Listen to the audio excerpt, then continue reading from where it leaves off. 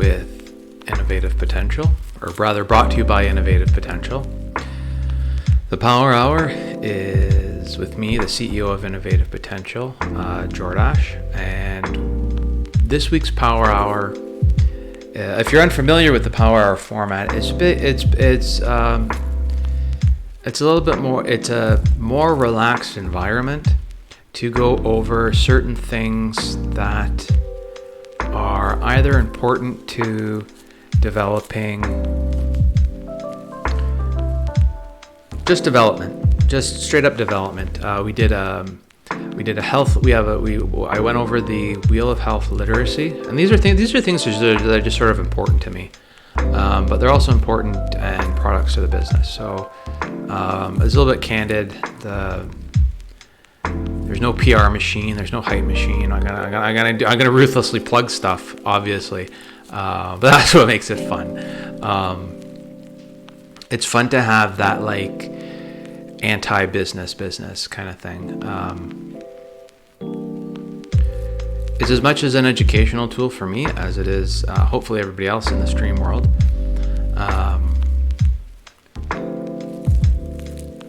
Check out the other videos. We did one on health literacy and another one on cancer biology. They're pretty superficial, and that's on purpose because you can go very deep in particularly the cancer biology subject. Go check that out. I explain it. I'm not going to explain it here. It's just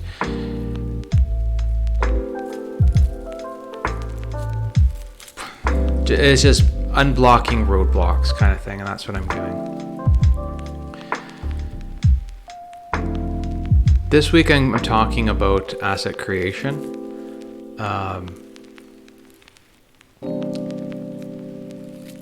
It's up on the screen here. It's a development tool and a project management tool that I developed just to help me keep track of stuff, and it's based on observations and my work through the sciences in different categories. So I did project development. I've been a student since I was a student kind of thing. How to get stuff done if you've never really kind of been the one to make plans, or what parts of making plans do you get stuck on that you really need help with. There's a whole bunch of community-based organizations that can help you develop or work past each of your pitfalls or roadblocks, or however you want to call them, because nobody's perfect at everything. Lord knows I'm not. But it's basically, I'm going to start by going through this wheel here and just talking about sort of how each of these arrows and blocks kind of fit together, and how they can help you, and how they can basically help you grow your own business, help you manage your own assets. Do you own something? Even your stream, it's sort of like, are you stuck on bringing things into a live stream that you don't really know how to do? Do you want to grow some of your user bases?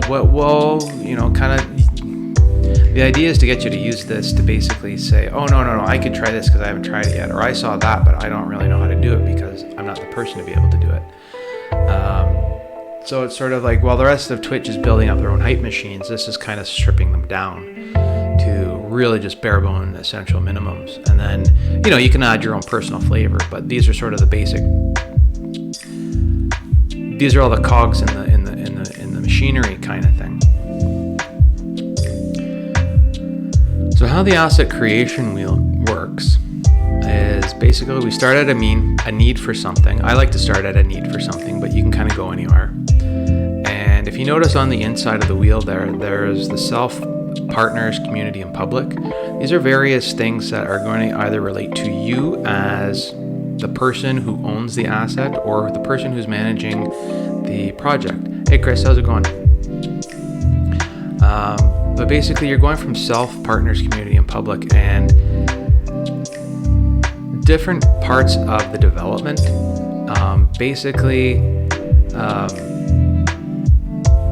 What I find is when I get stuck, I either jumped too far. So if I'm working on stuff that is typically for myself, but I get ahead of myself and end up trying to reach out to the community, and it's not fully developed yet, this kind of says like, oh, I'm not making community progress. I'm still stuck at like a plan, making my plan for action.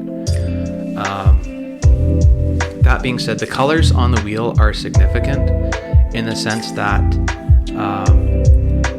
advertisements and budgeting are both in purple. So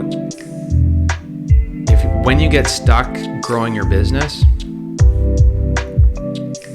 and your funds are strapped, you might have to go back to budgeting. So it's sort of like when you get stuck at one of the if you get stuck at customer migration and your business isn't growing, but you're trying to get people over to your stream and get attention that way, it might be because it's not growing because you have these new responsibilities that aren't being addressed.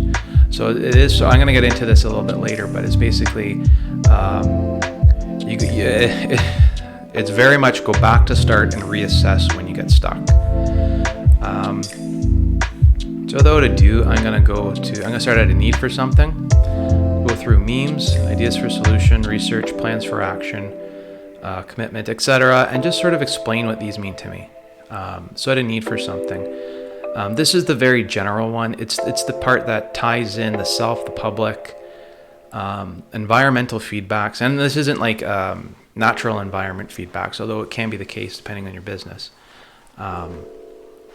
More of what are your surroundings sort of channeling into you? What are they bringing to you? And a lot of times it's sort of like, oh, in your daily job, if you're doing repetitive, maybe it's, I'm going to say repetitive, but maybe if it's just regular work, and you end up creating a tool because you keep making something over and over again. That's a need for something, and it draws and you draw your and it draws inspiration from the environment around you. So that's just sort of where I tend to jump into the cycle of asset creation. But then it's sort of like the way these and this is sort of that aha inspiration moment, sort of like captured here. The funny part is, it's like usually you make these things up in your mind, but it's a meme. And I'm using meme here because it's like usually it's not like in the case of a grocery store, you going to the grocery store is a meme. It's a whole experience that you know in your mind. It could be a lot of times just on the internet. It's a one-page picture with some words or a caption, but everybody kind of knows what it is, what it represents, what it's trying to convey, what emotion it's trying to convey. But in the professional sense of what a meme is, and I'm not going Richard Dawson here or anything like that, but how do memes affect your professional workplace? A lot of the times an acronym gets consolidated as a meme. It's a currency. Memes are a currency of the internet. I use that in another one of these broadcasts, but they're like qubits. They're just crystals of information that like yes, no, yes, no, yes, no. You put a bunch of them in a row, and you get a sentence. You get a whole 20-minute sitcom kind of thing if you put enough memes together, kind of thing. But the point of the meme is to say is to get over the laughter, to get over the fear, to get over the you're joking with your buddy, that's the stupidest idea ever, we're never going to do it, but it works in every possible way. I don't know how, and sort of like when someone rags on you for the good stupid idea kind of thing, it's like, no, that will work, but we have to do all of these other things to get it but that stroke of that flash rather of inspiration kind of hits everybody all the same. It's like, yes, that works. Now we're gonna have to do all the work to make it happen, kind of thing. That's meme. That's the genie in the bottle. The meme is a genie in the bottle, basically. But they give you your ideas for a solution, and your ideas for a solution can come from the memes themselves. But once you kind of like verbalize or express that meme, it could be a new tool for work that you're developing. But the ideas for a solution is when you start putting stuff on paper. It's when you start saying, okay, I'm going to have to follow through with this because I need that new tool for my job. I need a new mold or a buttress or something to make the new product that I want. Could you be an idea for soap, one of those soap release bomb things? You put in the tub and they release soap all over the place, kind of thing. But you want to have your own shape, but then you got to make a mold for the shape. So these are all sort of like the backroom things before you get your product on a shelf in the store someplace. But your idea leads into the research. So a lot of this is research in the sense of go online. Can you buy your idea someplace else? Is what you need already made? You know, there's a lot of people in the world. Chances are you can buy it from Home Depot, or, you know, you can buy what you need, basically. If you can't buy what you need, you start having to do additional research. And this additional research is, depending on what you're doing, you could end up with patent searches.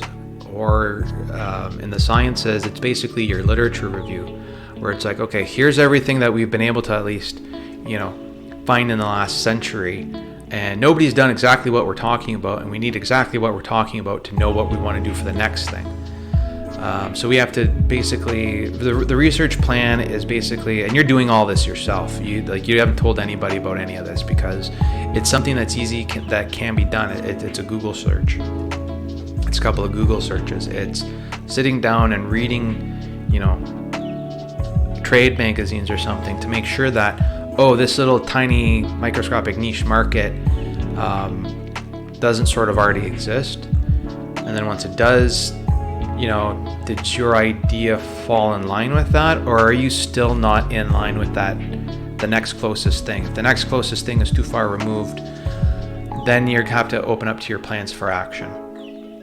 And your plans for action is basically when you sit down and say, okay, well, I did my research, and you get the sense of, I'm screwed because I didn't find what I was looking for. It's a very kind of negative experience because you're looking for exactly what you want out of your search engines, out of your patents, out of your you know, scientific or professional literature type of stuff. I'm probably going to use medical, scientific, or professional interchangeably here. But people have their own engineering or material science type of books. People have their own recipe books if they're in food services or new recipes. Like every profession has their own chunks or library of resources that they can sort of draw their own inspiration from. It's when you've kind of been doing the same thing for like maybe, you know, 2-3. I was gonna say 10 years, but it's more superficial than that, where it's just like, no, we haven't encountered it either through TV shows or video games or other pieces of artwork or just talking to other people. Like when you end up with a concept that hasn't been done before, no matter how sort of like mundane it is, this whole thing applies. And it applies for more traditional businesses as well, in terms of starting up, or in terms of, you know, you just bought a new car. What kind of car do you want? You know, let's set up the finances. Or, you know, that's sort of the plans. I'm getting into the plans for. I'm describing plans for action here, and the point I want at plans for action is basically, it's when you sit down and you make your list. So you go, you know, 1, 2, 3, but it's when you get to like point 100, 101, 102 that you know if you can see this thing through to the end or not. Do you have the finance, or can you commit to this? Are you going to have the financial resources to get this whole sort of idea push? Like basically you're answering, how badly do you need this thing? By the time you sort out your plans for action and you get to your commitment. So at your commitment level, you actually do have to commit. It's like, yes, this can happen, or no, this can't. Whatever sort of like abstract thing you're making. And that's kind of when you have to set into your budget. So it's like, your plan. You have an idea what you need. You have an idea of what everybody else has done. You have an idea of why you can't get it. That kind of shows up in the research. Budgeting is when you really gotta sit down and just sort of say, okay, I can either afford to do this or I can't. And if I can't do it, why? You might have to go back to research. Maybe it's not in the right trajectory that you're thinking of. Maybe there are cheaper solutions. Don't waste too much time, because trust your gut. Just really trust your gut on this, because you know what you're doing. And it might not be something that can be done today or tomorrow or next week, but all the work that you did so far, writing your steps out and stuff like that, that's a decent way to a business plan. That's a decent way to at least saying, I sat down, I thought about this seriously enough, and maybe if I save for 6 months or get another job or just do, that's part of your commitment and budgeting. Everything overlaps here, in the constructive sense. But it could be 6 months. It could be 2 years. It could be one of those lifelong dreams. You want to open a bakery or something. But you have to get the down payment on the storefront before the bank gives you the loan. It's stuff like that. So, huzzah, that's budgeting. And it's just like sitting down and saying, my life can afford this. I want more. And it's not so much the sacrifice of getting more, but it's the road plan of getting more in financial terms.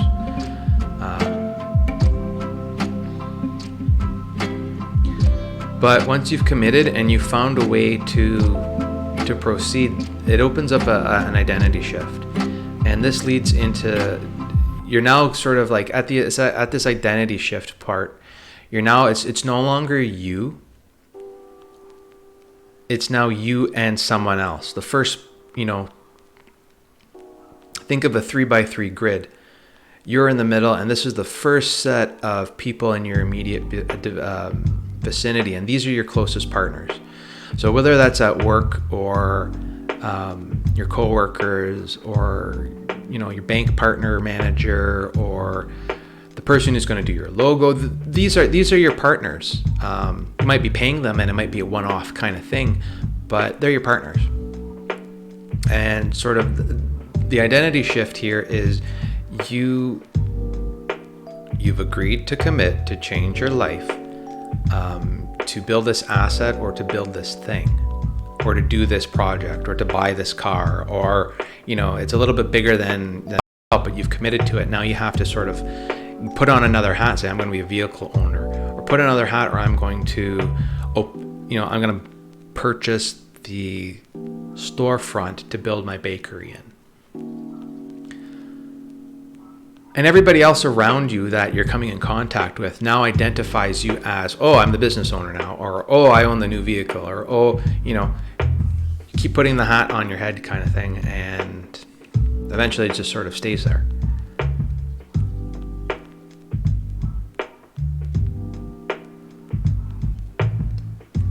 But with that commitment, you also get new responsibilities. So new obligations to the bank to be able to fulfill your loan obligations, or it might be something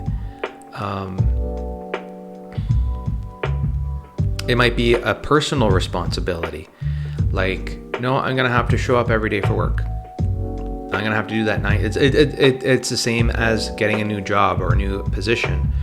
Congratulations, you've been hired to do this new job. You no longer have coworkers, you now have subordinates, but you answer to somebody else. It could be your first real sort of oversight promotion. I kind of went from 0 to 25 people that I had to manage, teach, and guide kind of thing in a lab TA position, from like 0 to 60 kind of there. But you're somewhat prepared for it, but you're never really prepared for it because you just have to do it. And that's one of the things where a lot of people don't want to just get, it's not a risk to take, it's just you have to just do it, and nobody wants. And what I found in a lot of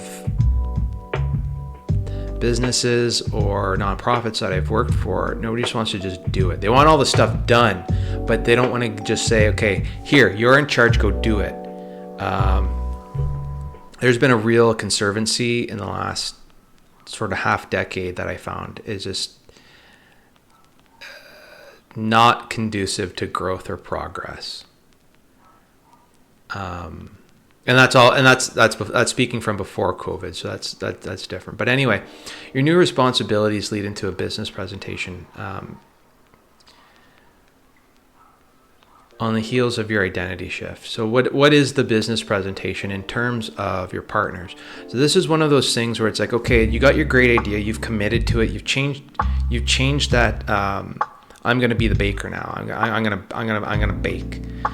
My new responsibilities are I'm getting this business set up. I have to oversee and manage and make sure all of the things, all of the bakery elements are in place. That all of this is sort of your business presentation. And where you're going with that is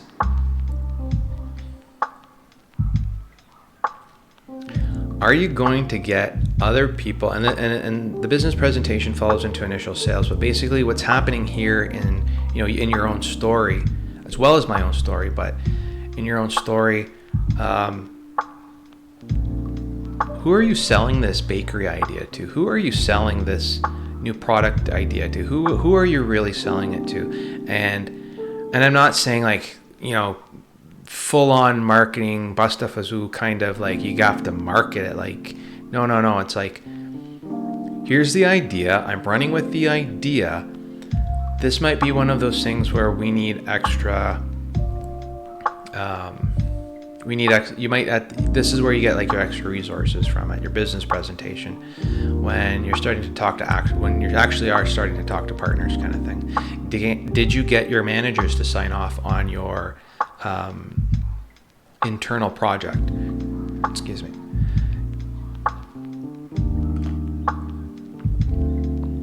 Did they sign off of it? Did your coworkers sort of say, yeah, did you get another word for business presentation might be peer review? Did you get your subordinates, your coworkers, your inferiors, and your superiors to say, okay, no, we don't have any problems with the concepts. Don't really try and be objective here, and your coworkers might be very political and hate you, but they don't hate your idea. And that's the best you'll ever get. That's the best you'll ever get out of them, for them to say, I don't hate your idea. It's not stupid. I like it. That's part of the business presentation. That's your initial sales. They like it. So in a way, it's like you've progressed into your customer checkpoint. You've gotten at least the peers around you to say, you know what, you're not going to be on my tail for doing this. You're not going to have that terrible negativity in yourself, and you're not going to have that in the people around you saying, you know what, no, you get the emotional, you might not get monetary support, but you're getting that, yeah, we like it. You're getting that just like positivity. but you're also building something concrete at the same time. So your customer check, so your initial sales in terms of a more traditional business, your business presentation might be opening day at the bakery. It really depends where you are in your own development. From one phase to the next. This defines the whole set of phases, but there's a progression in and amidst sales kind of thing. These are very broad general topics, but that's on purpose. You know yourself, you know your own business. I know my own business. This is one of those things that just keeps you on track. But the point I want to make here is your business presentation, initial sales, and customer checkpoint is you opening up the bakery, getting a little bit of revenue coming in, and sort of saying, it's like, you know what, we're getting our repeat customers, and do we like them? You're wanting feedback from your customers so that they keep coming back from you. So you build that, you get the wheel. You get your own wheel moving in this direction. I'm talking about this direction, but there's another wheel in this one, and then there's another wheel in this one. Like, there's wheels all over the place, but it's your own little box kind of happening here. But once you get traction, and you're basically building market traction here. But once you get that, look into government programs. And before COVID happened, there was a lot of programs, really good entrepreneurial programs. If you're in Canada, it's the provincial level. If you're in the US, it's a state level. That basically offers about 50% rebate. So it's like you pay full up front, but then these programs would come in and offset 50% of the cost. Sometimes you can get up to 75% of the costs taken care of, and they would do everything from covering portion of your insurance all the way through to land or lease adjustments. So if you wanted to, build a patio, if you wanted to put a new storefront in, like physical construction work, right? So these things would pay for anything. If you're in the sciences, they helped me build some of get some of the work done for the 3D printing and building some of the precursor stuff for innovative potential. Reach out for them, and this is your first, and make the government your first foray into the community. They're also good. They're the first public entity you should try and partner with.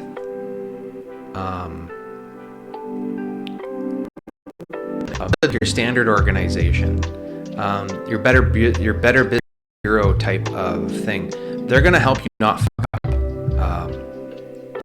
Their sole purpose is to ensure the success. You need resources. Let's go do that. They place innovations in states as well, and even far as I've used them. They have access to different smaller programs that can help you build programs. And they're all nonprofits. So they're not out to get you. They're not gonna. They charge you on the whole. They're incredibly.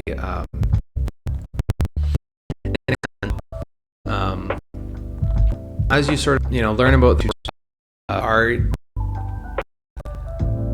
is your local development cluster doing import-export seminars where you can meet other businesses and other suppliers and other things for your needs just locally. So like you're really getting into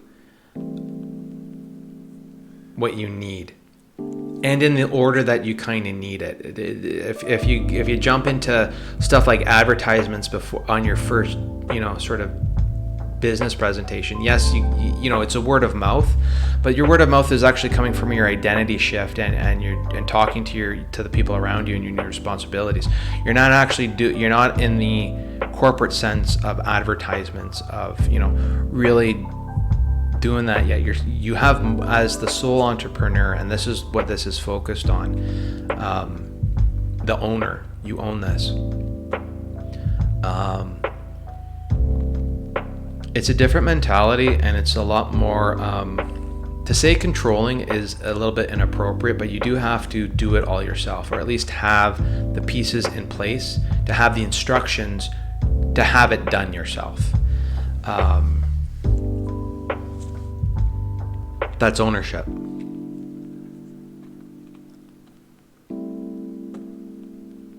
But as you and your business venture out into the community through networking events, by all means, those networking events they might not necessarily make or break your business, but they're there to just like, you know what, this other person is doing the exact same. They're selling screws where I'm selling bread, but it's the same business. It's basically the same type of retail business model. Just having another business owner friend, or even just someone to like vent with, is worth the networking event. That being said, meeting the right people here is one of those the lady in red kind of thing from the Matrix, right?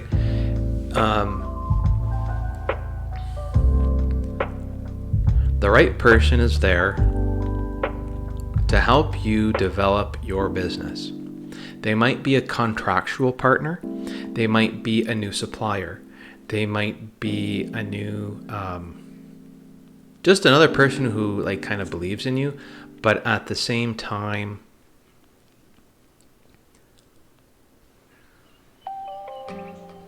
opens up a contact to someone else. I'm usually more in terms of this wheel is you do have it. It's a business. You do have an objective. You do have an objective to grow the business. So the right people are your actual sort of your second set of partners. So I'm going to use that grid example. You're in the middle. You got your first 8 people around you, and then I think the next one is like 12 or 16 when you have maybe a 3, maybe like a 5x5 grid. Meeting the right people is kind of in that a second outer ring, because these are the people you're going to do your development contracts with. These are the people who allow you to grow your business. But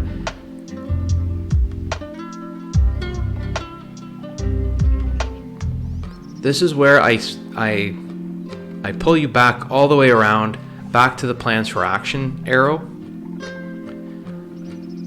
because this is typically where, if you're growing your bakery business, you might be at the point where it's like, okay, let's sell our bread to, you got your daily, you got your daily bakery business going.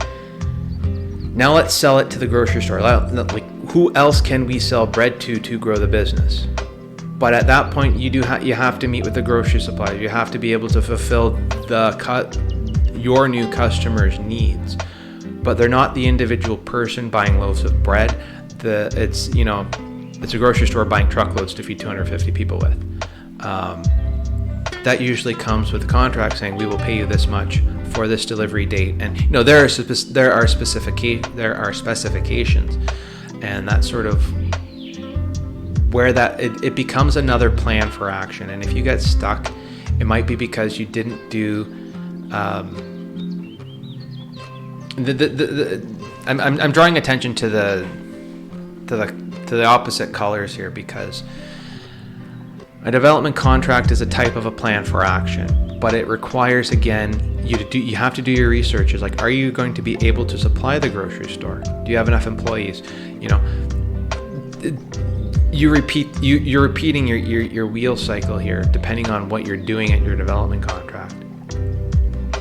That being said, if everything's good but you're still stuck, it might be that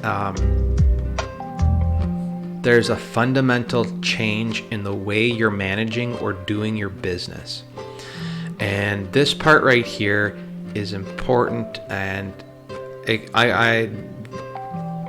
the only example I have for this one, it's a biology example, and it's your kidneys. With the kidney example, when the baby or the fetus is in development, the kidneys change the way they're developing, the structure of the blood flow, they physically change 3 different times to meet the different, the word here is hydrostatic pressures, to be able to so there's something this small, and then there's something this big, and then there's something this, this big, and then it grows from there, kind of thing. But in order to handle the different sort of osmotic pressures and just the growth of the fetus, it has to change 3 times, and it's changing fundamentally. It's changing under this logarithmic thing. So being able to service, from the bakery thing, you start in your kitchen, then you can bake 100 cookies a day out of your kitchen, and you can sell cookies to the neighborhood, kind of thing.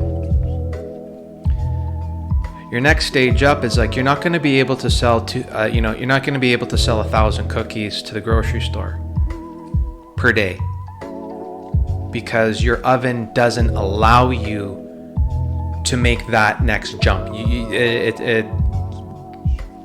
You can't do it. You have to change what you're doing.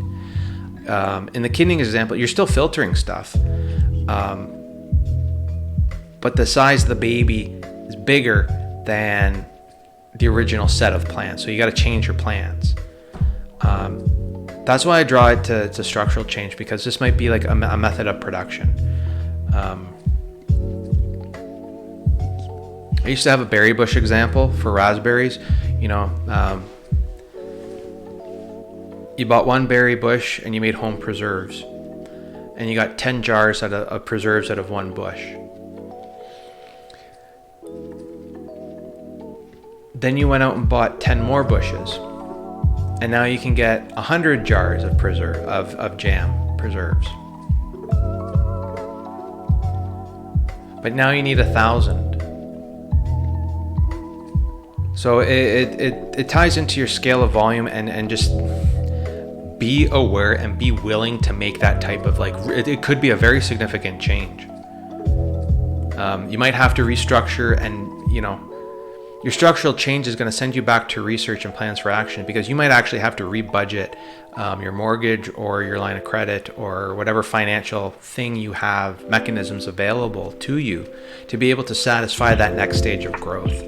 And that's, I've had to do that about 3 or 4 times now, basically.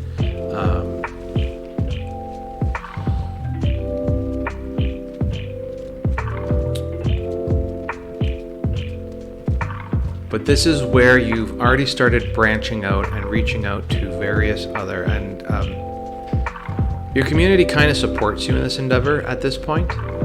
Your base business is fine, but this is all in order to reach those new growth levels, to be able to. It's not about being out competed or anything like that. It's just more, are you gonna go for the Walmart scale distribution, or are you going to stay niche? Are you doing organic mom and pop type of stuff? Because there is a niche market for that. There's two polar opposites of it, and this is where you're really sort of defining yourself, your niche versus your mass market. There's gradients on the end, but they're almost mutually exclusive. You don't really get a mass market that does a niche. You can't really have them. But anyway, this is where you get into advertisements proper, and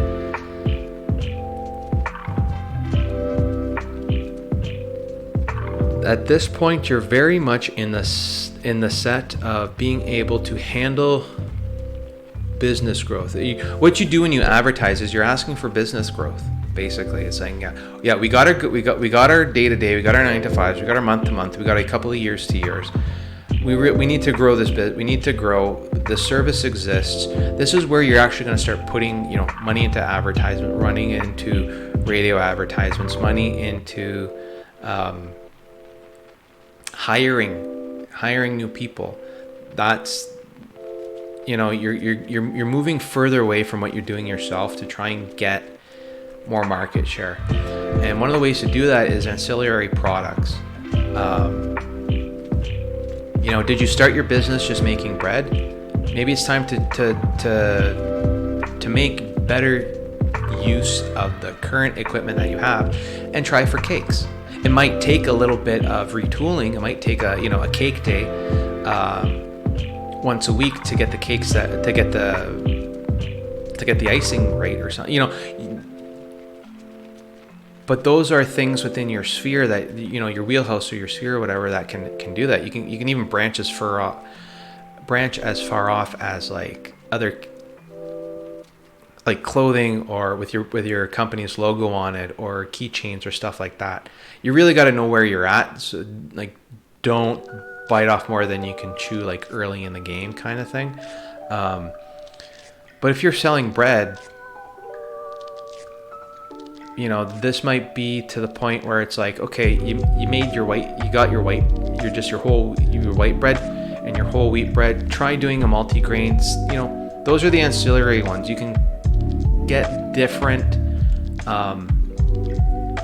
market, not so much markets. Yeah, it might be market segments by doing that.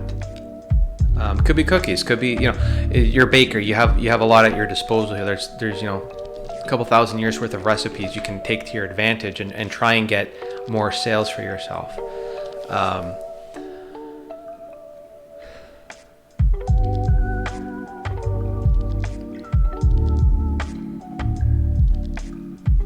But that leads us to customer migration.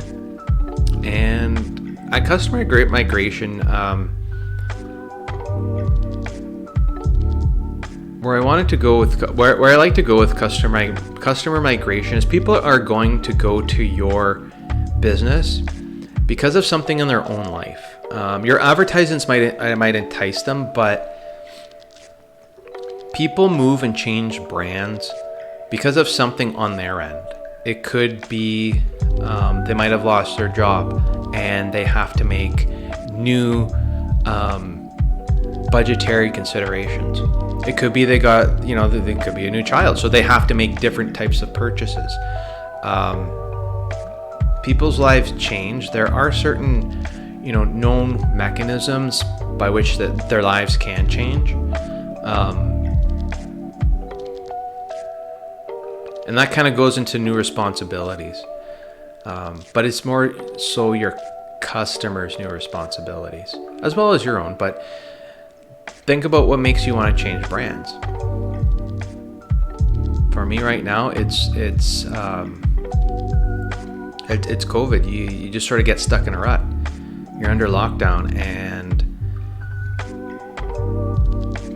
you just get tired. You're purposely buying new foods and new brands of foods and new types of foods to just break the monotony of find something that is going to kickstart your own life and get it to turn over. Because while you love your normal stuff, lockdown gets boring. So people are just moving because of boredom kind of thing. It's not your fault. It's not your business's fault, but it has to. You just have to change. End of story there. And that kind of ties into alternative products and the difference between ancillary products and alternative products. Ancillary is closer to community. So when someone goes into your shop, it's their kind of the impulse buy kind of stuff. Do you have a delicatessen with cheeses and meats at your bakery? Can I get a cake? Can I get cookies? It kind of expands from there. But an alternative product is more, are you the butcher? You might have a delicatessen in your bakery kind of thing, but you're still not a butcher. I can't get butchery materials, or you're still not you don't have a fishmonger at your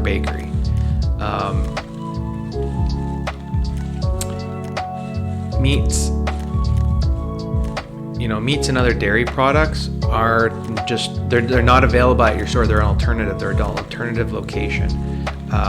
It's nothing against your business, but it's like if you want butcher money, you go out, you hire a butcher because they're an alternative product. Back to that berry example where it's just like, yeah, I love raspberry jam. The ancillary product to raspberry jam would be like, well, you end up, you grew your business and you ended up with a, raspberry jam, and you make a blueberry jam, and you make a mixed berry jam. But an alternative product to that would be marmalade. Your company does not make marmalade as one of its products. It's not an ancillary product. You can make marmalade, but if I want marmalade, I'm going to go buy marmalade because I'm just tired of eating jam. If your business wants marmalade money, then you're forced to make marmalade or sell marmalade under your own label. But that's sort of the way that works. It's nothing. They're just there. They're alternatives to your product. It's not a competition. They're just alternatives to your products. That goes against the sort of the ruthless mercantilism that we kind of, crash commercialism that we come to know and love. But that's the truth of it. It's just another alternative product. People like roses.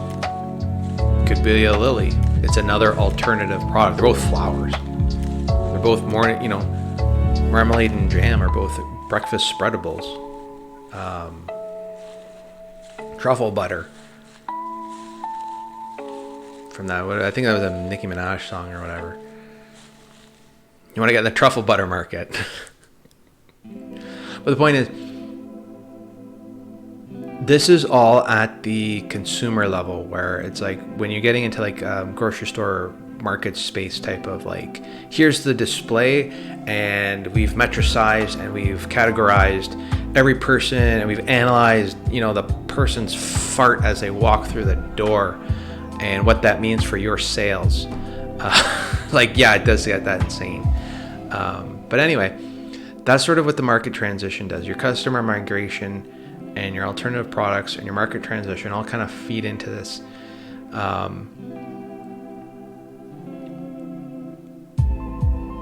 Your sales driver, basically. So what happens, what I have to say about my market transitions are basically, these are more large scale type of seasonal events where the market transition for jam would be people buy more jam in the winter time and less jam in the summertime because weird stuff happens. Like your kids are home from school in the summertime, so you have more time to make eggs for breakfast. Versus in the wintertime where it's like rush, get them off to school. My minute for toast, and I just spread peanut butter and jam on it, and then away they go. I'm buying less eggs in the wintertime, or I'm incorporating jam into festive holiday or Christmas baking. So I'm buying like 3 or 4 extra jars of jam for Christmas baking, cookies type of stuff. Those are your market transitions, and when you get enough like sales data and sales volume, and you can look this up on the internet kind of stuff, you see these sort of like seasonal waves of, here comes just like in your day if you're running a restaurant, here comes our lunch rush, and then you get that 2.5 hour lull before the dinner crowd starts coming up, and then there's nothing, and then there's always that like 9 o'clock diners event kind of thing, diners date before you close. So you have your daily ebbs and flows, you have your weekly, monthly, yearly ebbs and flows, and these are your market transitions. So your market transitions are dictated by your customer migrations and just more things you don't really have control over. And this is basically what's happening in the public sphere. You yourself do not really have control over people buying eggs because they're at home with their kids in the summer.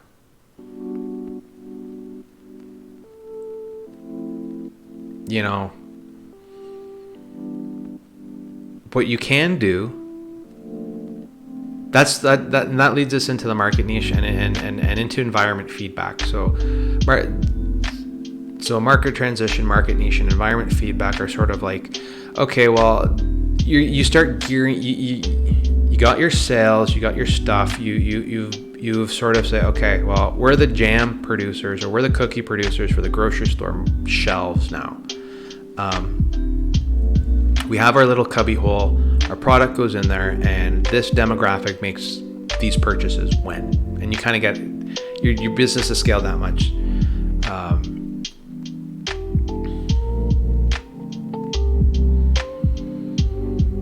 People know your product. It's like Smucker's jam.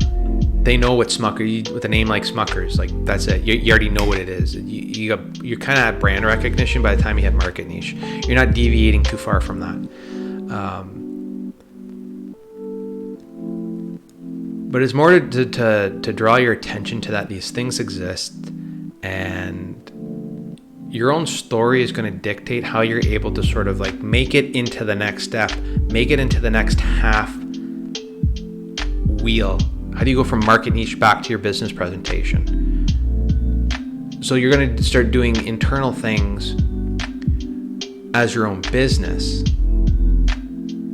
to say, okay, if we don't have jam sales in the summer, can we encourage can you encourage jam-based recipes? A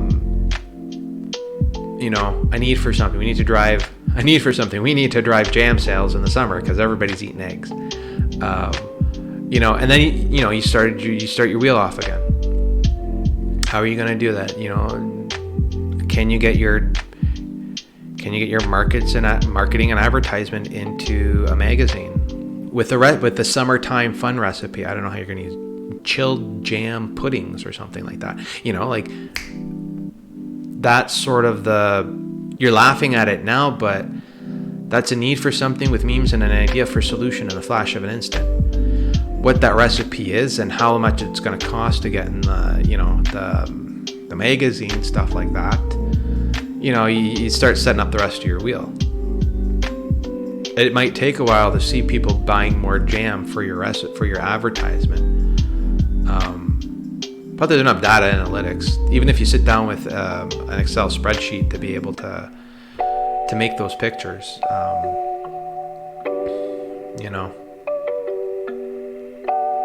The point is, you can do a lot of this yourself.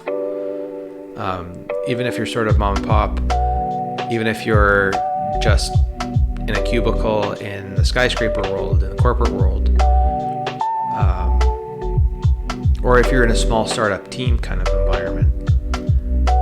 But that environment feedback sets up your next round of how is this going to work? And environment feedback is sort of color-coded with government programs, because once you sort of identify another round of like, hey, you know what, we got this product to market, this product is selling this way, we want to push or develop the existence of this product. We've come up with a couple of ideas, but try and incorporate a government program into the start of the next round of your wheel. It could be your next round of project development or something like that. If you can get that in, you just saved your company like 50% of the project's budget. And that's the difference between being, junior vice executive intern manager to being the intern manager themselves. That's sort of like, you can. It's a lot of work. I'm being fast and glib here because I'm trying to cram all this into an hour. But it really is just sort of like, no, if you put a little bit of one of these like counter current color matches into your next set of project planning or asset management or growth, or even just trying to learn how is your great idea going to have to behave in and amidst just doing something new for the first time. And that's really where I'm at right now, is doing something for the first time. We're going through patents with innovative potential. We've done our research. just with innovative potential, our need for something was a family member had died and we needed something to work. It kind of identified an underserviced area in late stage palliative and oncological care.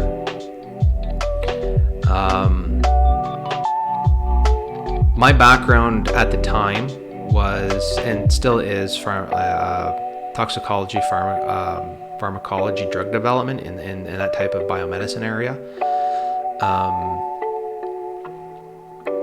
So really quickly, the idea for solution and research and plans for action already got subsumed into what I was studying in school. It was just more of getting the commitment and the budgeting to undertake that type of project at the master's level, and then sort of just identifying as a master's student and sort of having to push back. I had to put a dream aside of joining a corporation and that type of, regular financial stability for a different type of stability. And I never thought about doing grad school. I was always sort of like, I'll just go, get a job at a lab someplace or whatever and go from there. But I did that, but it wasn't the same dream. So the dream actually sort of like veered off into innovative potential. So with that, the new responsibilities, you're a lot more autonomous. And if anybody's out there contemplating grad school, it's 3 to 4 jobs instantly right off the bat. That's if you're stipended. And so there's teaching, there is your own work, your own experimentation, and there is there's the work for the department, there's the work for yourself, and then there's the work for your professor, and then there's your coursework and schoolwork on top of that. So it's instantly 4 jobs kind of thing, and half your wage goes into paying your tuition. So it's never taken lightly, but make sure you can own what you're doing. Just own what you're doing. It makes your life easier. It's hard. It's a hell of a lot harder, but it makes it worthwhile. The business presentation was an initial proposal amongst the department, amongst an interdisciplinary interdepartmental committee. They bought it. We continued on with the project. Throughout the 2-year periods, and this was all government funded, so they're kind of like already subsumed in this with the grant money and stuff. So the customer checkpoint is during this 2.5, maybe 3-year period, because I had a year worth of sort of like an internship. It wasn't an internship. I was hired in the lab, but we kind of did some pre-planning for it.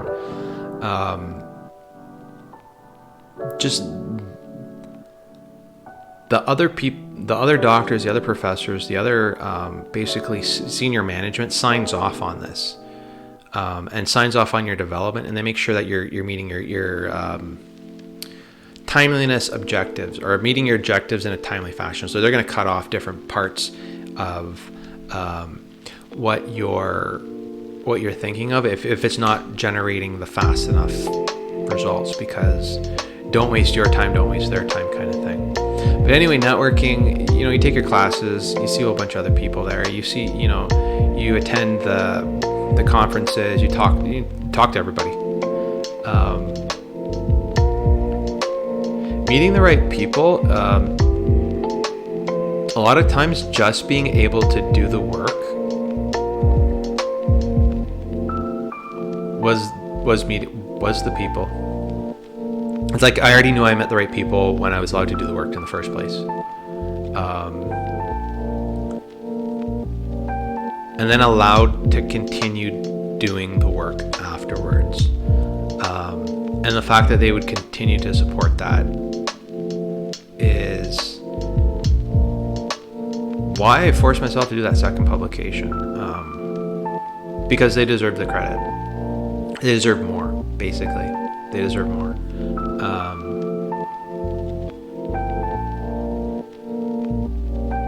The development contracts are, at least for Innovative Potential, was at least setting up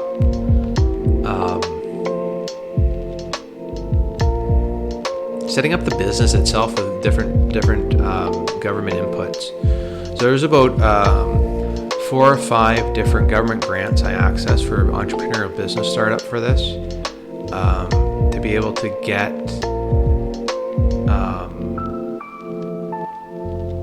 insurance monies and basically everything needed to get that second prototype up and running. Structural change came in when those initial sets of grants were exhausted, and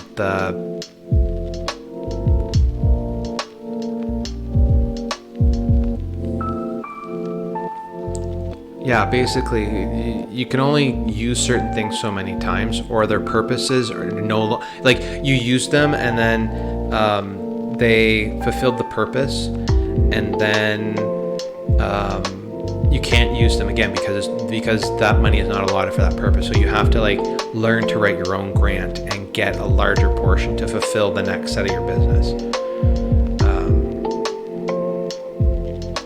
Advertisements here, and this is more in terms of budgeting, but all the work that you do is an advertisement. Particularly for Innovative Potential, all the books, the book, the audio book, the publication, it's all advertisement. All of these scientific documents and planning documents, all of your plans for actions. If you wrote out your bullet points, don't worry about grammar and stuff. As long make it readable to the next person beside you, kind of thing, and so that they understand. But basically, that document serves going into the next round. So in terms of advertisements, there's there's almost a decade here worth of scientific development, project planning. It's the whole thing is a brick of a book saying what we're doing, how we're doing it, what we want to do, how we're going to spend the money, what is entailed when you spend the money, what type of objective do you want to have, and basically why are you doing anything. Ancillary products. This wheel is an ancillary product for Innovative Potential. It's one of the things. It's a tool. It's a tool to keep our sanity. And now we're sort of passing the savings on to you.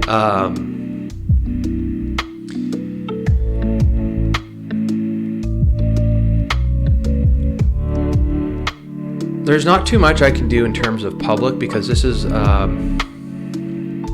what we've made is classified as a level 4 medical device. That means it's in the class of artificial organ type of level, where basically the artificial pacemaker is a level 4 medical device. Dialysis machines are level 4 medical devices. There isn't so much you can do to say, buy now at your at-home dialysis machine. There really isn't that type of advertisement available. You get a couple of drugs,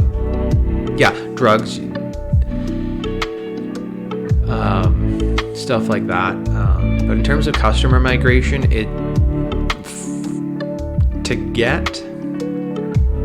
the beauty of this is that the drug we tested is already used in people, so there's an easier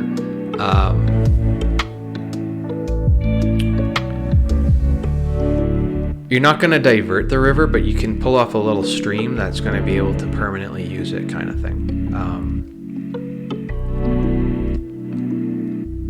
That's our customer migration. It's we found a niche for it, we found a use for it, it's based upon a predecessor of a mass market global use.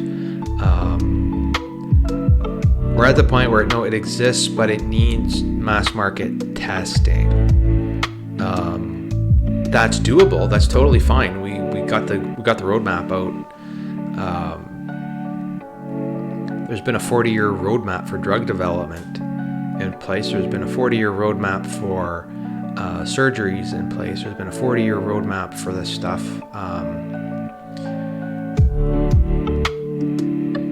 And that's the hard end of it, because your oncologist can do a surgery under their own discretion and for their own medical reasons, but they don't need special FDA approval to do a surgery on you. That's too much fucking time.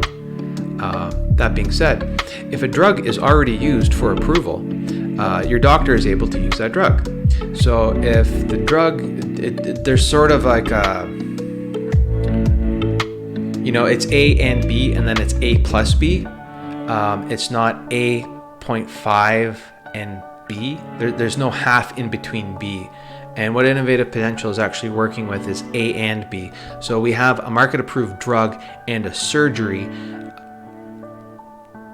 There is no halfway in between this, and that's what makes it sort of difficult to basically force doctors to move and use it, because the burden of proof is sort of in like the 3 million range right now.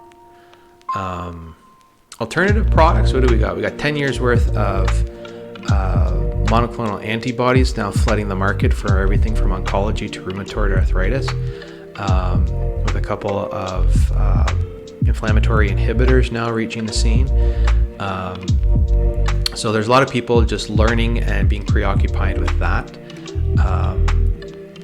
Even in terms of oncology, there's still radiation, there's still photodynamic therapy. There's limitations to everything, but it's putting enough tools in the end game toolbox that everybody wins.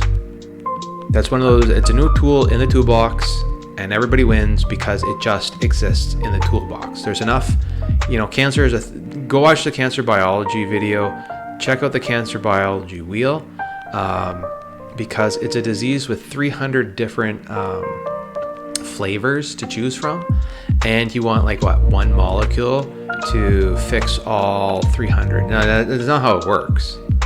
This is like your anti-business thesis here. It's like, congratulations, you invented radiation. But we used radiation on like almost every form of chemotherapy, every form of cancer.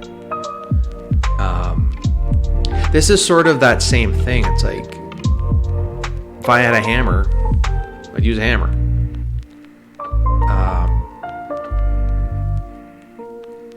But that's sort of how customer migration, alternative products, and market transition sort of work for Innovative Potential. The real sort of like tool use, market transition, market niche, it's an environment feedback. The last set of the public is a life extension. So there's one or two life extension proof of concepts that really sort of solidifies it as a gold standard type of treatment and gold standard equipment. That being said, there's no reason to not be able to use it in the experimental stages. And what I'm saying about experimental stages is basically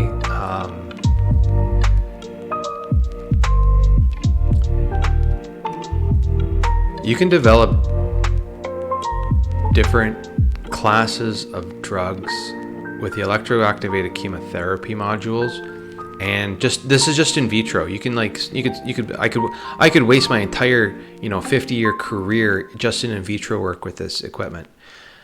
I could do the same thing with in vivo work and do the exact same thing and do all that time in vivo work with this equipment. It doesn't help anybody.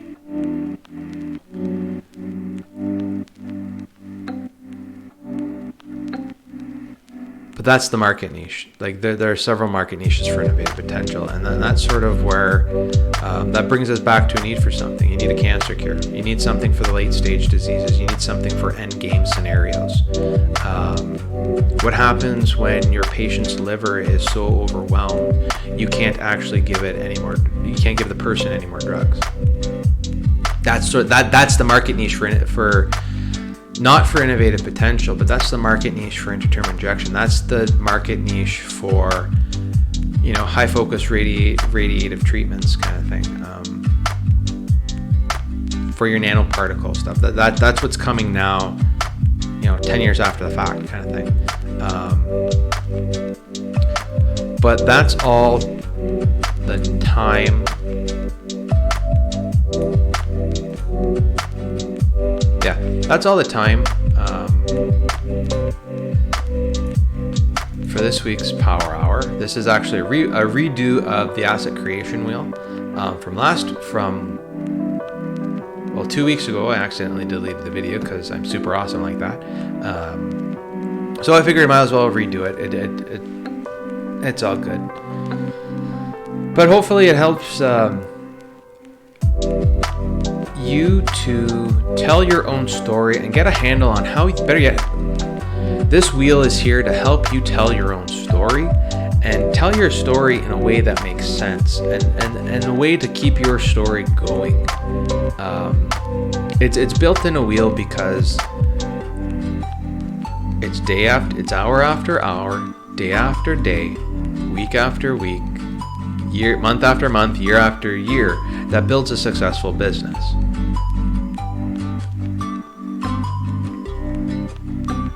And thank you for listening. A bientôt. Ciao.